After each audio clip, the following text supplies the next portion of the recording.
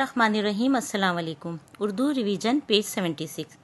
आइए बेटा, आज नया पेज हम रिवाइज़ करते हैं। इससे पहले आपको पता है हम पेज 68 तक रिवाइज़ कर चुके हैं, याद कर चुके हैं। आज मैं आपको याद करवा रही हूँ पेज नंबर 76। ठीक है, आइए वर्कबुक में पेज 76 निकालें। इसमें आपने काम किया हुआ है, याद भी किया हुआ है, लेकिन आज हम इसको रिवाइज़ कर रहे हैं ताकि आपको ये अच्छी तरह याद हो जाए और अब आप जब इसका दोबारा पेपर दें तो उसमें कोई मिस्टेक ना हो। आइए मेरे साथ पढ़िए सवाल को। दिए गए अल्फाज के सामने उनके हम मायने मुतरादिफ, ब्रैकेट में लिखा हुआ है मुतरादिफ। हम मायने का क्या मतलब होता है? मुतरादिफ अल्फाज लिखिए। हम मायने का मतलब होता है ऐसे अल्फाज जब उसका कोई दूसरा लफ्ज़ हम लिखें तो उसके मायने भी वही हों।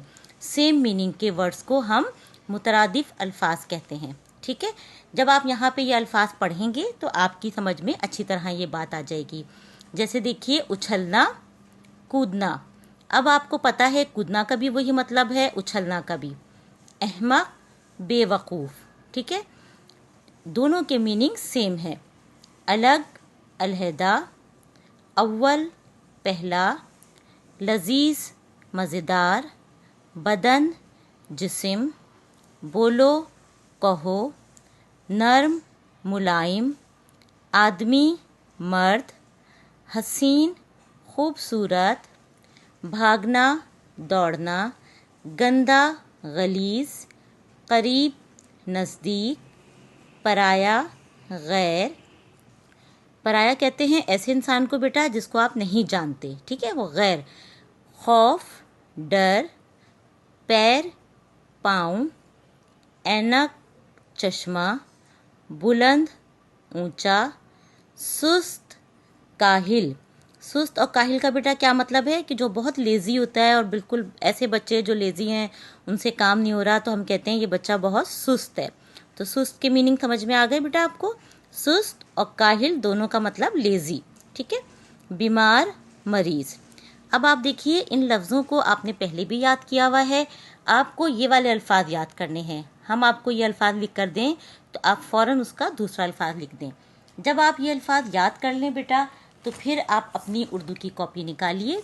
जहाँ पे आप याद करके काम कर रहे हैं इस कॉपी को खोलिए और उसमें इस तरह हेडिंग डालकर इयादा सफ़ा 76 ये सवाल लिखिए जो पेज 76 पे लिखा हुआ है और पूरे ये 20 वर्ड्स का काम बना लीजिए।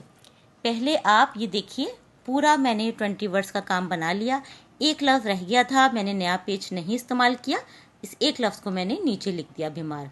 जब आप ये काम बना लें तो पेज 76 के लफ्ज़ों को बहुत अच्छी तरह याद करें और फिर ख़ुद से यहाँ पे आंसर लिखें। देखिए बेटा, आप खुद लिखेंगे तो आपको अंदाज़ा हो जाएगा आपको कितने अल्फाज याद हो गए। जो अल्फाज आपको नहीं याद हो रहा उसको आप छोड़ दीजिएगा, जो याद हो गया वो लिख लीजिएगा। उसके बाद जो जो अल्फाज आपको रह जाएं और आपको लगे कि ये मुश्किल हैं, आपको याद नहीं हो रहा, तो फिर आप अपनी बुक में पेज नंबर 76 को खोलिएगा, उसमें से दोबारा याद कीजिएगा और याद करके फिर इस काम को यहाँ पे कीजिएगा। इस तरह बेटा जो बच्चे मेरे कहने के मुताबिक काम करेंगे, याद करेंगे, तो आप यकीन जानिए उनको एग्ज़ाम में बिल्कुल परेशानी नहीं होगी और उनका पेपर बहुत अच्छा होगा। ठीक है बेटा, अपना बहुत ख्याल रखिए और मेरी नेक्स्ट वीडियो का इंतज़ार कीजिए। अल्लाह हाफिज़।